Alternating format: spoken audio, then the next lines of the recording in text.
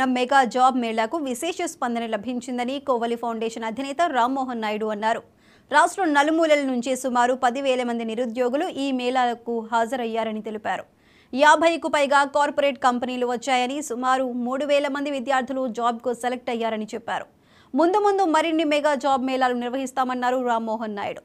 దీనిపై మరింత సమాచారాన్ని మా ప్రతినిధి బ్రహ్మేంద్ర అందిస్తారు.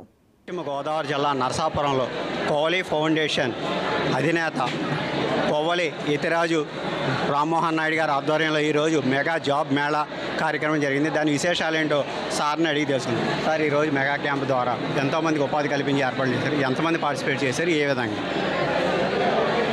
మెగా జాబ్ మేళాకి మేము 4,000 to 5,000 వస్తారనుకున్నామండి. ఇవాళ 10,000 పీపుల్ ఈ ఒక్కరోజు 5,000 పీపుల్ అప్లికెంట్స్ ఎన్రోల్ చేశారు. నిన్నటిదాకా 5,000 అయితే ఇంత స్పందన ఎక్స్పెక్ట్ చేయలేదు. అంటే ఇక్కడ నిరుద్యోగులకి ఎంత అవసరం అన్నది దీన్ని బట్టి తెలుస్తుంది. స్పందన చాలా ఎక్కువగా ఉంది. కంపెనీస్ కూడా బాగానే వచ్చినాయండి. దాదాపు 50+ కంపెనీస్ వచ్చినాయి. 20% to 30% పీపుల్కి ఆఫర్స్ వస్తాయని ఎక్స్పెక్ట్ చేస్తాం. చెప్పారు యానము మినిమమ్ మ్యాక్సిమం ఎంత ఉంది? 2.4 to 8 lakhs అండి, మినిమం టు మ్యాక్సిమం. మీరు మామూలుగానే ఎన్నో సేవా కార్యక్రమాలు చేస్తారు, ఇది కూడా job Mela, mega job Mela పెట్టాలని ఏ రకంగా మీకు ఇన్స్పిరేషన్? నేను కూడా కష్టం నుంచి వచ్చానండి.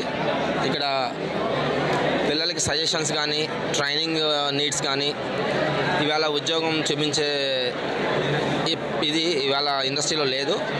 ఇలా మెగా జాబ్ గలా కండక్ట్ చేయడం, కాకినాడలో తెలిసిన ఫ్రెండ్స్ కండక్ట్ చేయడం, దాన్ని బట్టి మనం కూడా ఇక్కడ ఒక మెగా జాబ్ మేళా కండక్ట్ చేస్తే ఇక్కడ ఉన్న నిరుద్యోగులకి అట్లీస్ట్ ఒక ఉద్యోగ అవకాశం, ఒక ఇంటర్వ్యూ చేసే ఆపర్చునిటీ, ఒకవేళ ఇంటర్వ్యూ ఫెయిల్ అయితే ఒక ట్రైనింగ్ తీసుకోవాల్సిన కన్సర్న్ ఇవన్నీ ఉంటాయి. కాబట్టి ఒక అవకాశం మనం క్రియేట్ చేయగలిగే పరిస్థితిలో ఉన్నాం కాబట్టి అవకాశం క్రియేట్ చేస్తే దాని దగ్గర నుంచి వాళ్ళు కూడా ముందుకెళ్తారని ఎక్స్పెక్ట్ చేస్తున్నాం.